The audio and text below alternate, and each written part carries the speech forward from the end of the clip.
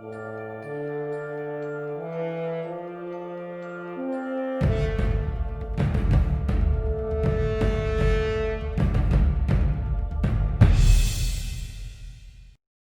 le bonjour Internet. Avant de commencer, je voulais vous toucher 2 mots sur la Covid-19 dont tout le monde est durement touché. En ce qui concerne la morosité induite, on ne peut se passer d'appréhender la totalité des actions imaginables parce qu'il est temps d'agir. Alors ensemble, soyons forts et unis. Aujourd'hui, dans Quel effet ça fait, on va parler de l'effet puits. Voici une définition de l'effet puits. Il offre une succession de phrases creuses qui peuvent être acceptées comme foncièrement vraies par toute personne car celle-ci y ajoutera elle-même les circonstances qui, seules, en font des phrases ayant un sens. Plus un discours est profond, dans le sens creux, plus les auditeurs peuvent se reconnaître et se reconnaître majoritairement. Cette technique d'orateur doit être maîtrisée pour faire carrière en politique car il faut savoir manier 3 choses. 1. L'effet impact. 2. L'effet paillasson. Et l'éloquence présentée avec l'effet Dr Fox. Allons sur le point numéro 1. L'effet impact. L'effet impact consiste à utiliser la connotation, ce que l'on peut appeler le poids des mots, pour induire une idée un peu ou très différente de celle que les mots prétendent représenter. Dès que l'on rentre dans l'émotion et la charge affective, on risque de perdre le raisonnement, l'émotion submerge la raison. Ça peut être la peur, la joie, la tristesse, etc. C'est jouer sur l'écart entre connotation et dénotation. 2 mots peuvent en effet dénoter la même chose, mais avoir des connotations différentes, positives ou négatives selon les cas. Voici un merveilleux exemple. Ben nous dit ceci. Le MODH, monoxyde de dihydrogène, est un composé chimique, moléculaire, incolore et inodore, également dénommé par certains oxyde de dihydrogène ou simplement acide hydrique. On le retrouve dans de nombreux composés caustiques, explosifs et toxiques tels que l'acide sulfurique, la nitroglycérine et l'alcool éthylique. En voici un exemple d'une industrie qui en rejette dans la nature. Oh, eh bien, là, Ben nous dit « C'est de l'eau, les gars !» Sacré Ben affect. Et oui, ce que je viens de vous dire, je reviens sur des diapositives différentes, le MODH est simplement et pas de la flotte. L'effet impact est assuré par la présence d'un vocabulaire scientifique, 2 mots anxiogènes, certes exacts, mais pétris de connotations. Et des connotations, j'en connais un certain nombre. Vous savez, dit Ben, les mots ont une valeur émotionnelle très forte. Dans Mon hôpital, si on est habile, on adoucit nos propos comme par exemple, on ne parle pas de salle d'isolement, où on enferme un patient agité, mais plutôt on l'accompagne dans une salle de retrait calme. Mon hôpital n'est pas nettoyé par des femmes de ménage, mais par des techniciennes de surface. On va pas parler de débit profond ou d'arriération mentale, mais bien d'oligophrénie. Et mon petit dernier, dans mon hôpital, on ne parle pas de restrictions budgétaires justifiées par des contraintes économiques, mais des réformes hospitalières et d'optimisation de bonnes pratiques. Allons sur la deuxième chose à maîtriser, l'effet paillasson.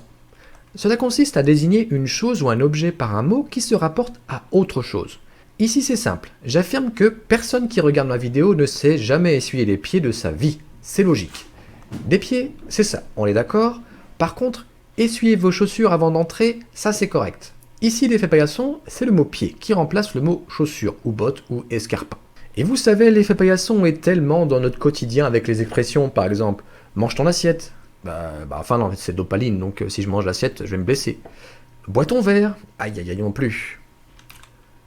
Et pourtant, c'est dans la plus tendre enfance que l'on n'est pas assujetti à cet effet, puisque l'on pourrait l'assimiler dans sa forme la plus archaïque, que l'on reste sur le premier degré. Ah, je me souviens quand j'étais petit enfant et que l'on m'a demandé d'essuyer ma bouche, ce que j'ai fait en mettant la serviette dans ma bouche, car oui, c'est logique. Je ne savais pas que l'on voulait dire « essuie-toi les lèvres » et non « la bouche ». Voici un exemple daté du 26 octobre 2020 pour la deuxième vague de « Vous savez quoi ». La République En Marche s'inquiète pour le moral des Français. On y voit ici 2 raccourcis. Le premier que l'association politique de la République En Marche, qui n'est pas une entité vivante, ne peut alors en aucun cas exprimer une émotion, ici l'inquiétude. Et le deuxième prétendant que les Français ne porteraient qu'un moral général. Je suis français, mon moral est excellent, et d'ailleurs, c'est quoi le mot moral ? J'ai ramé pour pouvoir différencier la morale, avec un E au féminin, et le moral au masculin. La morale se réfère aux mœurs, règles et principes moraux. Faire la morale à un enfant par exemple. Mais le moral masculin est une définition bien cachée le bougre. On peut trouver le développement du jugement moral au masculin, tout au plus. Et puis on trouve ça au fin fond d'une page que personne ou presque ne lira. Moral, masculin. s'emploie substantivement au masculin et désigne l'ensemble de nos facultés morales. Le physique influe beaucoup sur le moral, et le moral sur le physique. Il est mieux partagé au physique qu'au moral. Il signifie encore l'état d'esprit, disposition, sentiment. Remonter le moral. Le moral des troupes était excellent. Vous voyez, le fameux mot moral employé dans le titre peut être affecté ou en excellent état. Merci de s'inquiéter pour lui. Mon moral va très bien, mais dans ce titre, La République en marche s'inquiète pour le moral des Français. 3 concepts, 3 erreurs. Si vous aussi vous voulez faire 3 erreurs, merci de mettre un pouce vers le haut, de vous abonner, d'activer la cloche sur ma chaîne Point de Vue sur YouTube. Excusez-moi, c'est le bazar sur ma diapositive. Voilà, on continue. Repérer un effet paillasson est un réflexe d'esprit critique particulièrement efficace dans les domaines scientifiques et surtout politiques. Il évite de se laisser piéger par un discours où un mot est utilisé dans un autre sens. On peut citer des mots où vous êtes sûr de trouver cet effet paillasson comme le mot insécurité, le mot état d'urgence, le mot violence, chômage, étranger, etc. Et bien maintenant allons sur le troisième concept, mais tout d'abord abordons la définition du mot éloquence. Le terme d'éloquence renvoie à 2 significations principales. L'art de bien parler, l'aptitude à s'exprimer avec aisance, la capacité d'émouvoir, de persuader, et le caractère de ce qui, sans parole, est expressif, significatif, probant. Ceci étant fait, nous pouvons nous attaquer au troisième effet, l'effet du Dr Fox. Quesaco. C'est une expérience réalisée dans les années 70 visant à démontrer que l'on pouvait convaincre un auditoire en balançant des foutaises grosses comme une maison. L'allocution de ce chercheur s'intitule « La théorie mathématique des jeux et son application à la formation des médecins ». Passionnant. Seulement 11 personnes sont présentes, mais l'intervention est filmée et une quarantaine d'autres psychiatres, psychologues, étudiants de 3e cycle et éducateurs divers auront la chance de la voir. Après une courte introduction où Myrion L. Fox est présenté comme un spécialiste des mathématiques appliquées au comportement humain et ancien élève du cofondateur de la théorie des jeux, John von Neumann, l'homme vient s'installer derrière le pupitre. Il porte moustache, costume cravate et grosses lunettes. Sa conférence dure un peu moins d'1 heure dans un style vif, chaleureux et souvent teinté d'humour. Puis il répond aux questions traditionnelles de l'assistance. La conférence fut représentée 3 fois devant un total de 55 personnes qui évaluèrent généralement très positivement la conférence sans qu'aucun d'eux n'ait jamais détecté que ce dernier n'était en fait qu'un grossier canular. Il avait suffi qu'un acteur jouant le rôle du Dr Fox récite avec autorité et conviction un texte truffé de jargon, de sophismes et bourré d'invraisemblances pour qu'il remporte l'adhésion de l'auditoire. Bien sûr, ce Dr Fox n'existe pas. Alors, pourquoi ça marche? Ben va nous le dire. Eh bien, l'évaluation du professeur dépend beaucoup plus de sa personnalité que du contenu du cours qu'il récite. Eh oui, pour faire court, on aurait tous tendance à croire qu'en matière d'éducation et de savoir, l'habit fait le moine. Je vais faire appel à votre mémoire. Rappelez-vous dans votre scolarité. Je suis persuadé que vous avez une matière qui vous a passionné. Maintenant, souvenez-vous du professeur en face de vous de cette matière. Je suis vraiment navré de vous le dire, mais cette passion en fait a été orchestrée par ce professeur dont la personnalité a joué énormément. Je vais vous avouer un petit secret. Voici mon prof de 3e en biologie, dont j'ai un souvenir mitigé. Mais en seconde, voilà mon prof de biologie, et là j'y ai trouvé du plaisir. Je vais maintenant vous présenter un exemple de politique. Voici le premier débat télévisuel en 1960 pour la présidentielle américaine entre Nixon et Kennedy. Eh bien, croyez-le ou non, mais ce débat a fait pencher la balance des sondages. Pourquoi? Pour son programme innovant et en phase avec la population? Eh bien non, pour des facteurs tels que la personnalité de Kennedy était plus appréciée que son discours. Nixon paraissait gris comme le décor, donc il ne ressortait pas devant la caméra. Kennedy est apparu bronzé, confiant et bien reposé. Pourtant, des deux, qui est le plus malade? Eh bien, le plus malade était sans nul doute Kennedy. Il était atteint de la maladie d'Addison. C'était une sorte de déficience, encore mortelle à son époque, des glandes surrénales, lesquelles produisent des hormones anti-inflammatoires, cortisol. Pour le soulager de ses douleurs, il recevait régulièrement des injections de cortisone, de novocaïne et de stéroïdes. Il prenait également avec le tout des amphétamines, cocktail médicamenteux lui permettant de déployer une énergie hors du commun et d'assouvir une libido hyperactive. Donc voilà, ce teint n'était pas un teint bronzé. Ce teint particulier du politicien américain est en fait celui d'un grand malade.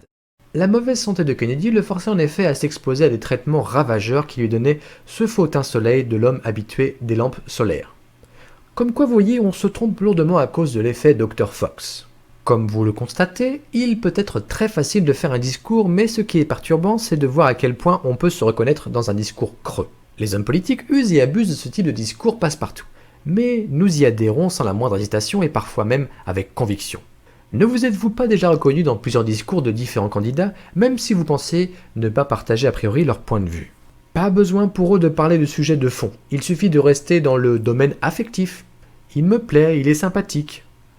Il a un nom poutou poutou tout rigolo. Il inspire confiance, il sourit, etc. Je vous assure, ce sont des types de critères qui nous permettent de faire notre choix. À l'aide de ces quelques indications, faites l'exercice de décodage lors de la prochaine écoute d'un candidat à la présidentielle. Peut-être que ça vous aidera à confirmer ou revoir votre choix avec une plus grande objectivité. Ah oui, deuxième petit secret. Rappelez-vous de ma première phrase dans la vidéo. J'avais dit: avant de commencer, je voulais toucher 2 mots sur la Covid-19 dont le monde est durement touché. En ce qui concerne la morosité induite, on ne peut se passer d'appréhender la totalité des actions imaginables parce qu'il est temps d'agir. Alors ensemble, soyons forts et unis. Eh ben en fait, ce que j'ai dit, c'est que du vent. Ça veut rien dire et c'est une phrase générée pour faire un effet puis. C'est totalement du pipeau. D'ailleurs, allez sur pipotron.free.fr et faites vous-même vos phrases pour faire du pipeau. Troisième petit secret, voici un tableau pour générer vous-même de belles phrases pour faire carrière en politique. Moi je reste fondamentalement persuadé que la conjoncture actuelle a pour conséquence obligatoire l'urgente nécessité d'une restructuration sociale dans laquelle chacun pourra enfin retrouver sa dignité. Avant de terminer cette vidéo, je voulais finir dans le feu d'artifice par l'apothéose. C'est avec Franck Lepage, dans son spectacle Inculture, où il nous propose de comprendre l'effet puits avec une magnifique plaidoirie de langue de bois. Regardez, c'est impressionnant. Vous avez besoin d'une dizaine de concepts opérationnels, c'est-à-dire de mots qui ne veulent strictement rien dire, mais qui donnent l'impression de dire quelque chose. Là, je vous ai préparé une communication à 17 mots. C'est pour les besoins du spectacle, hein. C'est énorme. Vous n'avez jamais besoin de ça. Vous n'êtes pas là pour faire passer le maire pour un imbécile, hein.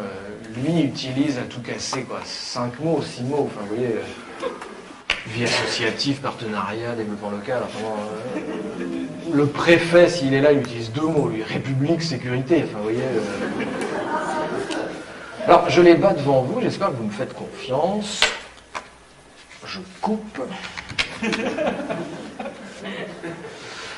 Et donc vous dites: Mesdames, Messieurs, Monsieur le Président, Monsieur le représentant du Conseil général, Monsieur le maire, je voudrais revenir dans le temps qui m'est imparti sur une notion qui, moi, me paraît essentielle.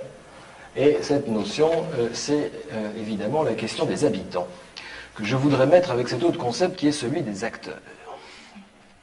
Si nous voulons considérer les habitants comme des acteurs, c'est-à-dire réaliser avec eux un authentique diagnostic partagé qui prenne véritablement en compte la dimension interculturelle, alors, à l'heure de la décentralisation, ce que nous appelons encore citoyenneté doit nécessairement s'inscrire dans une proximité, parce que la question démocratique est tout entière contenue aujourd'hui dans celle de la préservation du lien social. Et à l'heure de la mondialisation, c'est désormais l'espace du local qui est l'espace du partenariat que nous devons tisser de solidarité, faute de quoi? Faute de quoi, lorsque nous demandons aux gens de faire des projets, eh bien, il n'y aurait, à l'issue de ces projets, n'entraînerait, si vous voulez, aucune espèce de développement. Et c'est pourquoi nous devons inlassablement raisonner avec eux en termes de contrat et faire notre effort permanent pour mettre en place une vraie, une authentique, une sérieuse participation avec eux.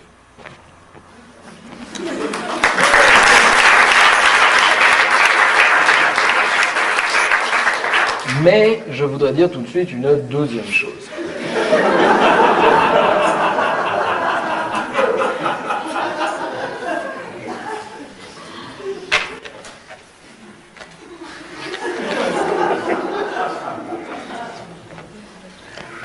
Cette deuxième chose, c'est que, comme l'a fait remarquer un intervenant précédent, si la question de la démocratie, avec l'impératif de développement qui est le nôtre aujourd'hui, doit prendre en compte la dimension interculturelle lorsque nous montons des projets avec les habitants, dans des relations de proximité, c'est parce qu'à l'heure de la mondialisation, ce que nous appelons citoyenneté, eh bien, désormais, doit s'inscrire dans une décentralisation qui intègre un authentique diagnostic partagé à l'échelon du local, faute de quoi ce que nous appelons lien social, et qui n'est rien d'autre en définitive que la vieille question de la participation, ne se réaliserait sous la forme d'aucun contrat, c'est-à-dire ne prendrait pas en compte la question des acteurs eux-mêmes. Et alors, si nous parlons de solidarité, est-ce que ça n'est pas en définitive, c'est amusant, de partenariat que nous voulons parler? Merci d'avoir regardé cette vidéo, n'hésitez pas à liker, à vous abonner, à activer la cloche sur YouTube, ça fait 2 fois que je le dis, mais bon, on ne sait jamais, et moi je vous dis à très vite.